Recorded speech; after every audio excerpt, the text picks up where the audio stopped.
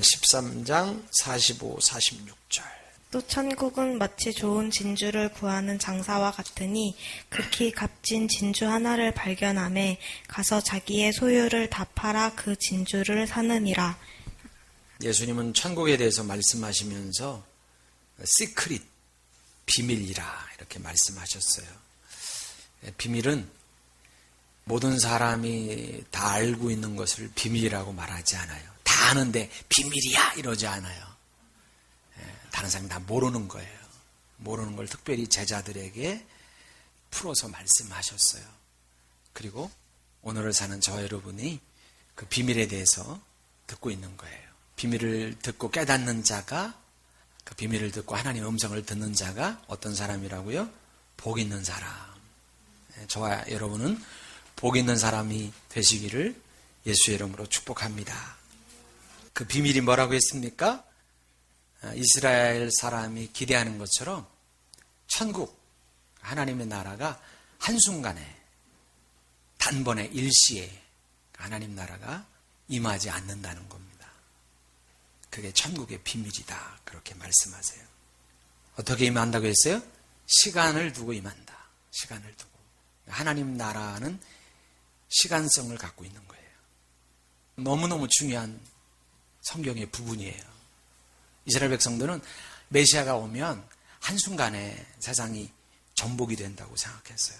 악의 심판받고 천국 임한다고 생각했어요. 예수님은 그렇지 않다. 선지자들도 몰랐고 심지어는 침례 세례 요한도 모르는 것을 너희들한테 내가 비밀을 알려주겠다. 그 비밀은 하나님 나라는 시간성을 갖고 임한다. 어떻게? 하나님 나라는 시작됐고 과거성이죠. 이미 시작된 거니까. 그리고 지금 하나님 나라는 진행되고 있고 결국 완성될 거야. 성경을 읽어보면 주님은 구원에 대해서도 그렇게 말씀하세요. 구원도 이미 구원받았고 너희가 지금 구원 가운데 자라나고 있고 완성될 거라고 말씀하세요. 하나님 나라에 대해서도 주님은 똑같이 하나님 나라의 과거성, 현재성, 미래성에 대해서 주님은 말씀하고 있어요. 천국 비유 중에 앞에 네 비유가 있었죠. 씨 뿌리는 비유, 그리고 알곡과 가라지 비유, 겨자씨 비유, 누룩 비유. 여러분 머릿속에 파노라마처럼 말씀이 기억이 나지요. 이제까지 했는데 확 기억이 나면 와 가슴이 뜨거워지는 여러분 속에 지금 임하고 있는 줄로 믿습니다. 표정들이 들림하는 것 같아요. 시작된 하나님의 나라는요 미미하대요. 이게 비밀이에요. 이게 시크릿이에요. 메시아가 백마 타고 왕권을 가지고 오실 줄 알았어요. 이스라엘 백성은 왕으로 개선장군처럼 등극할 줄 알았거든요. 근데 예수님이 어떻게 오셨어요? 하나님 나라가 어떻게 시작된 줄 아세요? 아주 촌동네 유대 베들레헴 땅에 아무도 알아주지 않는 구약에 히람이 가불 몹쓸 땅이야 라고 했던 그 촌동네의 목수의 아들로 미미하게 예수님이 오세요. 이사야의 말씀처럼 영화를 보면 예수님이 멋지게 생겼잖아요. 그렇죠? 저만큼 멋지게 생겼잖아요. 저는 스스로 멋있다고 생각하는 사람이라. 그렇잖아요. 서양 막 오똑하고 키도 크고 막 잘생겼잖아요. 근데 성경에 보면 예수님 모습은 그러지 않았어요. 흠모할 만한 게 없고 가뭄에 지금 땅을 뚫고 기어나온 말 그대로 기어나온 연한 순처럼 지금 삐쩍 말라서 흠모할 만한 게 없는 모습으로 예수님이 이 땅에 오세요. 그러니까 사람들이 예수님에게 50도 안 돼 보이는데 이러죠. 30대 사람한테 50 얘기하겠습니까? 적어도 40 중반은 돼 보였지 않겠습니까? 그러니까 예수님한테 흠모할 게 없었어요. 예수님과 함께 거니는 무리들, 예수님의 12제자는 훌륭했습니까? 하나님 나라의 시초 멤버, 어부, 가파치, 매국노 같은 세리들, 이런 사람들이 하나님 나라를 시작한 거예요. 그게 뭐예요? 하나님 나라는 이렇게 미미하다는 거예요. 여러분, 어찌 하나님 나라가 미미할 수 있을까? 화려하고 멋져야 되는 거 아닐까요? 한번 생각해 보세요. 하나님 나라가 시작됐는데 좀 화려해야 되는 거 아니에요? 예수님이 다스리는데, 하나님이 다스리는 나라가 하나님 나라라면 그 나라가 왜 미미하냐 말이에요. 그러니까 주님은 말하는 거예요. 그게 비밀이야. 그게 비밀이야. 작은 겨자씨처럼 보이지 않는 한 줌의 누룩처럼 너무 미미해 보이고, 가라지밭에 뿌려진 알곡처럼 숱한 부딪힘이 있고, 길가밭, 돌짝밭, 가시밭에 뿌려진 씨앗처럼 새들에게 쪼임을 당하고, 강한 햇빛에 말라 비틀어지고, 가시덤불의 기운에 눌려서 자라지도 못하는 그런 모습으로 천국이 우리 가운데도 비춰질 수 있는 거예요. 믿지 않는 사람들의 눈에도 예수 믿어야 무슨 의미가 있는지 모를 정도로 하나님 나라의 모습은 미미하게 보일 수 있다는 거예요. 그러나 시작된 하나님의 나라는 어떻게? 결국 완성점에 이르게 되는데, 완성의 나라는 어떻게? 새들이 둥지를 깃들 만큼 큰 나무가 된다. 한 줌의 누룩, 보이지 않던 누룩이 밀가루 소말은 뭐라고 했어요? 큰 어마어마한 양을 상징하는 표현이라고 했잖아요. 가루 소말을 부풀리는 놀라운 역사를 이룰 거야. 주님의 재림의 날에 지금은 우리가 고통과 짓눌림과 때로는 왕따를 당하고 무시를 당하고 밀침을 당할 수 있을지 모르지만 주님의 날에 반전이 일어날 거야. 주님이 원수의 목전에서 우리에게 기름 붓는 놀라운 역사가 주어질 거라고 주님은 하나님 나라의 미래성에 대해서 말씀하고 있는 거예요. 그리고 지난 2주에 걸쳐서 밭에 감춘 보화와 진주 비유를 우리가 나눴죠. 천국은 세상 그 무엇과도, 명예와 권력과 인기와 그 어떤 것과도 비교할 수 없는, 이게 가슴에 와닿아야 되는데, 그 천국이 그렇게 대단하단 말인가? 머리로만 이렇게 집을 짓지 않고 그게 가슴으로 와서, 주여, 그 영원한 천국을 나한테 선물로 주신 예수님이 모든 것을 걸고 하늘의 보좌를 버리고 목숨까지 걸고 나에게 선물하신 그 천국, 그 천국의 그 대단함이 우리 가슴에 부딪히는 은혜가 있기를 주의 이름으로 축원합니다. 아멘. 모파상의 목걸이에 나오는 이야기를 했잖아요. 짝퉁 가짜 목걸이를 위해서 온 세월을 다 보내는 그런 인생이 아니라 진짜 가치 있는 인생, 진짜 추구할 것을 위하여 인생을 투자하는, 물질도 투자하고 인생의 시간도 투자하고 나의 달란트를 온전히 투자할 수 있는 그런 가치 있는 인생이 저와 여러분의 인생이 되기를 예수의 이름으로 축원합니다. 할렐루야. 늘 얘기하는 거지만 하나님 나라는 어떤 나라라고 했어요? 하나님 나라는 하나님이 다스리는 나라, 죽으면 가는 나라로 끝나는 게 아니라 하나님이 통치하는 나라. 하나님 어떤 하나님? 그 하나님이기 때문에 그 나라가 기대가 되는 거예요. 그분은 영원한 생명, 영원이세요. 영원. 우리의 기준에는 이 사람이 다 태어나서 죽는 거 아닙니까? 아니에요. 성경적으로 볼 때 그것은 비정상이에요. 사람에게는 본래 영원한 생명이 있는 하나님의 형상을 따라 창조된, 시작은 있지만 끝은 없는 유시무종의 존재가 인간이에요. 하나님은 무시무종, 시작도 없고 끝도 없는 존재이지만 알파와 오메가지만 우리는 하나님의 형상을 따라 창조된 시작은 있지만 끝이 없는 영원한 존재란 말이에요. 그리고 하나님 어떤 하나님? 정의와 공의의 하나님, 샬롬의 하나님. 그분이 다스리는 나라는 말 그대로 샬롬의 나라. 고통도 없고 악도 없고 죄도 없고 죽음도 없고 질병도 없고. 이 땅에서는 막 질병이 있잖아요. 그잖아요. 수없이 많은 늙음도 찾아오고 주름이 생기면 주름 한두 개는 어떻게 커버가 될지 모르지만 주름이 깊어지면 그 주름을 막을 방법이 없는 거예요. 머리가 희게 처지기 시작하면 처음에는 머리를 뽑아요. 저도 머리를 뽑았거든요. 흰머리를 애들한테 하나에 100원씩. 처음에는 10원으로 시작했는데 100원씩.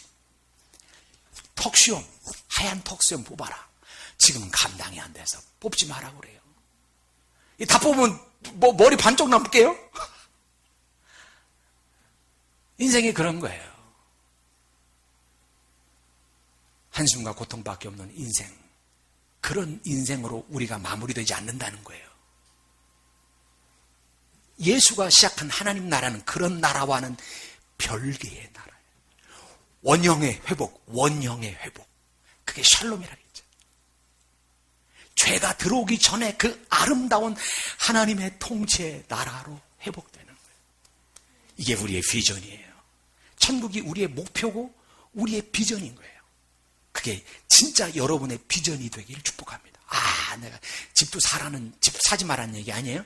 예, 우리 저 집사님 25평인가 사셨는데 앞으로 60평도 사시고 100평도 사시고 차도 뭐 롤스로이드 그런 차도 사실 수 있으면 사셨으면 좋겠어요. 그래 저도 구경 좀 하고 저도 한번 시승도 해볼 거 아니요? 그러나 그게 인생의 최종 비전이 아니라는 거예요. 하나님이 통치하는 그 샬롬의 나라, 그 나라가 우리의 영원한 소망이고 비전인 거예요. 주님은 보아 비유 통해서, 진주 비유 통해서 그 가치의 나라를 모든 걸 걸고라도 너는 잡아야 된다. 그 가치의 나라를 너는 모든 걸 희생하고 모든 걸 포기하고 모든 걸 다 떨쳐버리라. 그 나라를 붙들어야 된다. 그 인생의 너의 삶의 목표여야 된다고 주님은 말씀하고 있는 거예요. 그리고 지난주에 이어서 진주장사 이야기를 조금 해보겠습니다. 더 해보겠습니다. 45절 한번 읽겠습니다. 45절 46절 시작. 또 천국은 마치 좋은 진주를 구하는 장사와 같으니 극히 값진 진주 하나를 발견하며 가서 자기의 소유를 다 팔아 그 진주를 사느니라. 저는 이 본문 말씀을 묵상하면서 이런 생각을 해보았습니다. 여기서 진주장사는 예수님이 아닐까. 누구? 예수님. 예수님은 진주를 찾는 사역을 성경을 보면 계속 하셨습니다. 그리고 우리를 위해서, 우리를 구원하기 위해서 주님 모든 것을 거셨어요.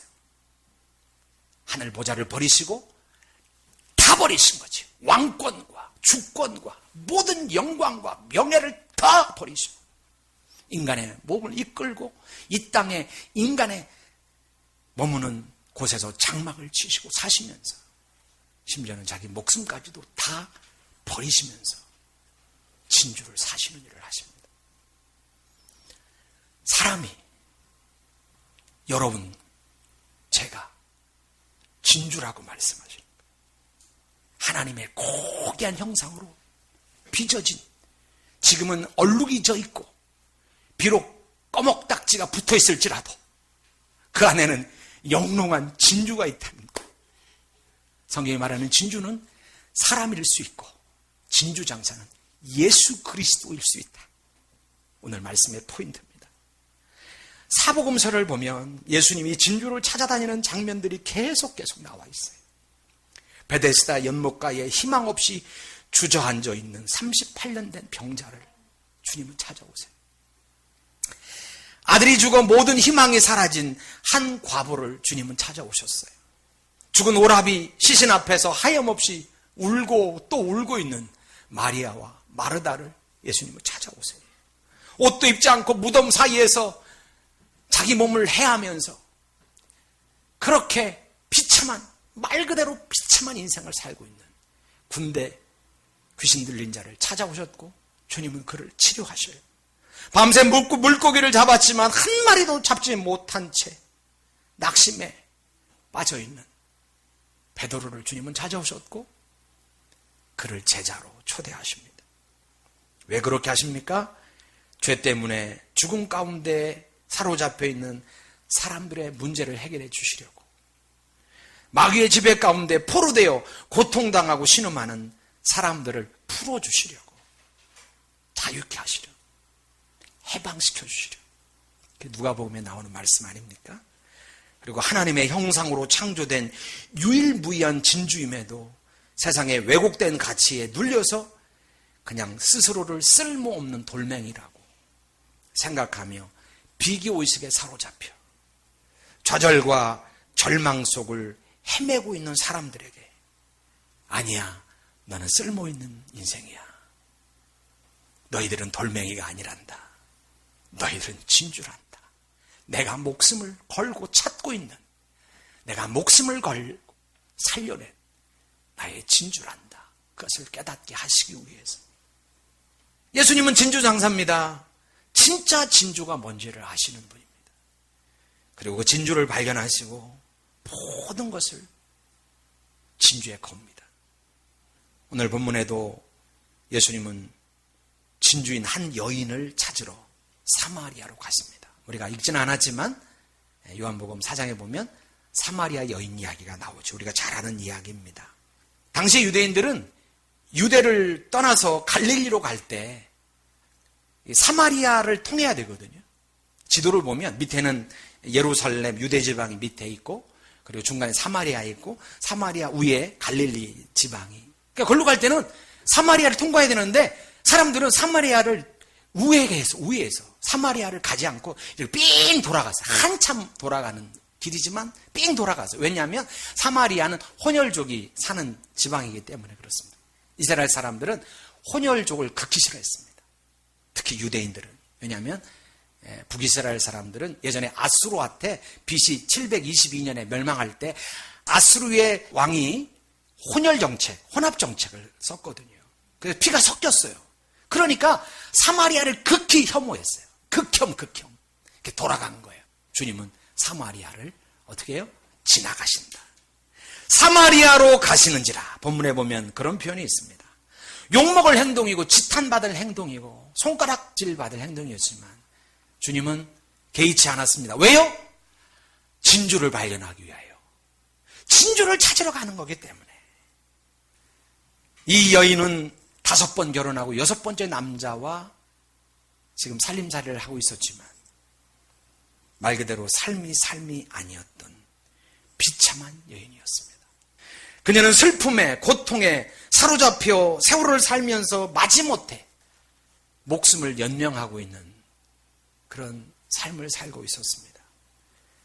오늘 성경에 보니까 제6시라면 12시를 말하거든요. 12시에 모두가 오침을 할 시간에, 사막기후라 낮 12시는 엄청 더워요. 저도 한번 가봤잖아요. 여러분하고 같이 가야 되는데 엄청 더워서 밤에는 또 춥거든요. 그러니까 낮 12시경에는 다들 집에서 주무시는 거예요. 돌아다니지 않고. 이 여자는 사람들이 다 잘 때 혼자 몰래 와서 물을 깃는 거예요. 왜? 창피하니까. 사람들이 손가락질 할까 봐. 참 비참한 인생을 살고 있는 여인이었습니다. 마치 돌멩이 같은, 자신은 쓸모없는 돌멩이라고 여기면서 인생을 살았던 이 여인을 주님은 찾아오신 겁니다. 예수님은 이 여인에게 물을 좀 달라고 말합니다. 당시의 남자와 여자는 말을 섞지 않았어요. 특히 유대인 남자와 사마리아인 여자는 절대 말을 섞지 않았어요. 당시 여자에 대한 평가가 오늘날 여자가 들으면 아주 분노할 만한 평가를 남자들이 했습니다. 유대인 남자들이 일어나면 하는 기도가 있는데 그 중에 하나가 저를 여자로 태어나지 않게 해주심을 감사합니다. 그리고 저를 당나귀로 태어나지 않게 해주신 것을 감사합니다. 당나귀와 여자를 같은 선상에서 비교하고 있는 거예요. 비참한. 그러니까 유대인 남자가 사마리아 여인과 말을 섞지 않았는데 말을 주님은 건네는 것이지요. 이 여자가 대답합니다. 왜 유대 남자가 사마리아 여자인 나에게 물을 달라고 하십니까? 자, 요한복음 4장 10절에 보면 주보를 보세요. 내가 만일 하나님의 선물과 또 내게 물을 달라 하는 이가 누구인 줄 알았더라면 내가 그에게 구하였을 것이요 그가 생수를 내게 주었으리라. 내가 주는 물을 마시는 자는 영원히 목마르지 아니하리니 내가 주는 물은 그 속에서 영생하도록 솟아나는 샘물이 되리라. 예수님은 영원히 목마르지 않는 샘물을, 생수를 이 여자에게 건네주려고 오신 거예요. 그래서 그 여인이 생수를 통해서 영혼의 갈증을, 구원을 경험하도록 주님은 진주를 찾으러 오신 거지요. 너는 소중한 하나님의 딸이야. 가치 있는 진주란다. 그것을 알려주기 위해서 주님은 이 여인을 찾아 아무도 가지 않는 사마리아를 찾아오신 겁니다. 사마리아 여인은 예수님의 따뜻한, 그 어떤 사람의 눈 속에서도 발견하지 못했던 그 따뜻함을, 사랑과 위로와 은혜를 그 눈빛 속에서 발견하고 이 여자는 변화됩니다. 성경에 보면 그가 이고 다녔던 물동이를 내던지고 마을로 내려가 사람들에게 내가 만난 메시아를 만나러 오라고, 그리스도를 만나러 오라고, 그 자존감이 회복되고 자신이 소중한 하나님의 사람인 것을 회복했기에 이런 일이 가능한 것입니다. 미국 한 대학에 사회학을 가르치고 설교 사역도 감당하는 교수이자 목사인 토니 캄폴로의 이야기입니다. 이분이 한 번은요, 하와이로 휴가 여행을 떠났습니다. 하와이에 도착했을 때 그때는 이미 한밤중이었습니다. 이미 새벽 2시를 지나고 있었습니다. 이게 비행기를 타다 보면 시간차가 있거든요. 시간차가 있어서 다른 나라 가보면 지금은 밤인데 그 나라는 낮이에요.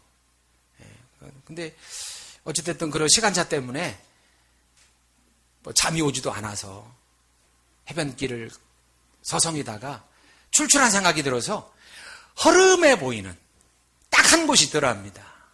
허름해 보이는 한 식당을 찾아 들어갔습니다. 엉성한 식당이었습니다. 간단한 음식과 커피를 주문하고 식사를 하고 있는데 갑자기 식당 문이 열리더니 한눈에 보아도 거리의 여인들처럼 보이는, 술집 여자들처럼 보이는 일군의 무리가 7, 8명이 들이닥쳤습니다. 그리고 떠들썩하게 주변을 아량곳하지 않고 떠들썩하게 그들이 시끄럽게 이야기를 시작했습니다. 그러다가 그 중에 한 여자가 이렇게 말을 했습니다. 야, 내일이 내 생일이야. 벌써 39살이나 됐어. 주변에 있는 여자들이 이렇게 응수를 했습니다. 그래서 어쩌라는 거야? 우리한테 생일 선물이라도 받겠다는 거야? 생일 잔치라도 받고 싶은 거야? 네 주제를 알아. 무슨 생일 타령이야. 그렇게 쏘아붙이자 이 여자가 마음이 상해서 같이 맞받아치기 시작했습니다. 그 식당은 온통 싸움판이 벌어졌습니다. 욕지거리가 난무했습니다. 식당 주인의 만류로 소란이 끝나고 이들이 자리를 뜬 후에 캄폴로 교수는 생각에 잠겼습니다.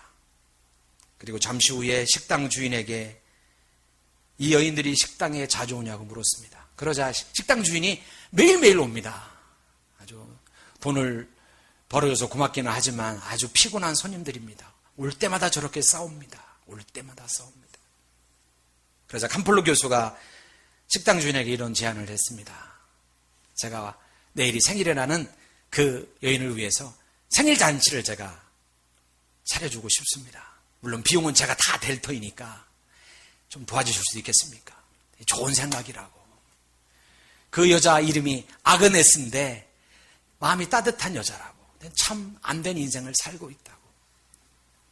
그래서 식당 바깥 주인과 안 주인 그리고 이 캄폴로 교수가 그 다음날 아침부터 저녁까지 생일잔치 파티를 준비하기 시작했습니다. 바깥 주인은 음식을 만들었습니다. 안 주인은 그 거리의 여자들에게 소식을 넣었습니다. 비밀리에 생일 축하를 할 거니까 다 모이세요. 모든 거리의 여자를 다 모았습니다. 캄폴로 교수는 자기의 주머니를 털어서 그 모든 생일잔치를 준비했습니다. 그리고 이곳저곳에 풍선도 달아놓고 데코를 했습니다. 드디어 시간이 돼서 식당으로 사람들이 몰려왔습니다. 거리의 여자들로 식당은 꽉 채운 가운데 아무것도 눈치채지 못한 이 아그네스라는 여자가 식당 문을 열고 들어왔습니다. Happy birthday to you. 생일 축하합니다. 생일 축하합니다. 사랑하는 아그네스의 생일 축하합니다. 이 노래를 듣고 있는 아그네스의 눈에는 눈물이 흘러내리기 시작했습니다. 입을 다물지 못하고 아그네스는 그 자리에 서 있었습니다. 캄플로 교수는 그의 책에서 이렇게 말했습니다. 지금까지 그런 표정은 한 번도 본 일이 없을 정도로 놀란 표정이었다. 그 노래를 부르는 거리의 여자들도 모두 울고 이 아그네스도 엉엉 울고 있었습니다. 캄플로 교수는 일어나서 이렇게 얘기했습니다. 제가 아그네스의 행복과 여러분의 행복을 위해서 이 시간 기도를 해드려도 좋겠습니까? 그렇게 제안을 했습니다. 그날 밤 가장 교회 같지 않은 곳에서 가장 경건한 감동의 기도가 그들 가운데 나눠졌고 사람들은 온통 그들의 눈시울을 붉혀야만 했습니다. 캄플로 교수는 그날 거기서 상하고 다친 영혼들이 치료되는 기적을 맛보았고 하나님의 나라가 임하는 것을 경험했다고 간증했습니다. 한 진주, 아니 소외당하고 버려진 돌취급당하던 한 여인 아그네스가 회복되기 시작한 겁니다. 그리고 그 아름다운 진주들이 그 자리에서 조금이라도 회복을 맛보았던 것입니다. 주님은 진주를 찾아오시는 진주장사입니다. 사람은 진주입니다. 주님이 당신의 모든 것을 걸고 우리를 구원하셨듯이 우리도 예수님을 따라 진주를 찾으러 세상으로 나가야 되는 겁니다. 한숨과 좌절 속에 살고 있는, 이렇게 살다가 죽으면 그만이지, 낙심과 한숨에 사로잡혀 살고 있는 수없이 많은 사람들, 그냥 인생의 비전이 돈과 명예, 권력, 그렇게 살다가 병들어 죽으면 그만인걸 하고 살아가는 수없이 많은 인생의 아그네스 같은, 사마리아 여인 같은 그런 불쌍한 영혼들을 찾아 저와 여러분도 나서야 되는 겁니다. 교회도 그 일을 위하여 부름받은 겁니다. 교회는 그 일을 위하여 먼저 부름받은 겁니다. 저와 여러분은. 교회 와서 예수님의 사랑을 들으면서 감상적게 아멘, 나를 구원하신 예수님 앞에 감사하고 눈물 흘리는 그 정도로 끝나면 안 되고, 나를 위해서 모든 것을 거시기 위해서 찾아오신 예수님을 기억하면서 우리도 주와 더불어 세상 속으로 나가 진주를 찾아 나서야 되는 겁니다. 이번에 여러분 주변에 사는 사람들이 진주일 수 있습니다. 한숨과 고통 속에 사는 사람들, 꿈과 비전 없이 그냥 이렇게 저렇게 살다가 죽으면 그만이라고 생각하는 수없이 많은 사람들, 돈이 전부라고 착각하면서 그 돈을 위해서 온 인생을 투자하는 불쌍한 인생들, 명예와 권력이 모든 것이 나의 욕망을 채워줄 것이라고 착각하며 살고 있는 수없이 많은 착각의 인생을 살고 있는, 모조품을 쫓고 있는 그런 불쌍한 아그네스 같은 인생들을 바라보면서 저와 여러분이 세상 속으로 나가야 되고, 우리 교회가 그 일을 감당해야 되고, 우리 교회가 그 일을 감당해야 돼요. 저는 마음의 소원이 있습니다. 우리 교회가 그런 일을 진짜 감당했으면 좋겠다. 교회 명맥을 유지하기 바쁜 교회가 아니라 진짜 하나님의 교회가 예수 그리스도의 심장을 가지고 영혼을 찾아 목숨을 버리셨던 예수님처럼 우리의 조그만 희생을 통하여 힘겹게 살아가는 세상의 수없이 많은 아그네스를 구원하는 일에, 그들에게 희망을 주고 꿈을 주고 비전을 주고 희망을 주는 일에 쓰임받는 교회로 우리 교회가 세워졌으면 좋겠다, 그런 소망을 갖습니다. 저 여러분이 그 일로 부름받은 겁니다. 내가 성공해서 세계 일주해야 되겠다, 성공해서 의시되는 인생이 되겠다가 아니라 진주를 발견하신 예수님을 기억해서 예수님의 사역에 동참하는 아름다운 주의 일꾼들 다 되기를 예수의 이름으로 축원합니다. 기도합니다. 하나님 감사합니다. 진주를 찾아 하늘의 모든 것을 버리고 이 땅에 오신 주님. 주님은 수없이 많은 진주를 찾아 세상을 누비셨습니다. 그리고 그 진주에게 너는 소중한 가치 있는 존재다. 예수를 만난 사람은 한결같이 변화되었습니다. 예수를 만난 사람은 자신이 진주인지를 발견합니다. 내가 너무나 가치 있는 존재인 것을 발견합니다. 더 이상 쓸모없는 돌덩이가 아니라는 것을 발견하고, 사마리아 여인이 자신의 존재감을 발견하고 이제 물동이를 버려두고 과거의 것을 떨쳐내고 이제 그가 살고 있는 수가성으로 내려가 메시아를 증거했대. 예수를 만난 우리도 진짜 가치 있는 진주임을 발견하고 세상으로 나가 그렇게 의미 없는 인생, 한숨스러운 인생, 아그네스같이 고통스러운 인생, 스스로 돌덩이라고 생각하고 좌절의 늪에 빠져 살고 있는 인생들을 향하여 예수의 심장으로 나갈 수 있는 저희와 우리 공동체에 되기를 소원합니다. 하나님, 그런 일에 쓰임받는 제가 되겠습니다. 그런 사역에 쓰임받는 우리 교회가 되기를 소망합니다. 제가 말씀을 붙들고 같이 한번 기도합니다. 하나님 감사합니다. 하나님 감사합니다.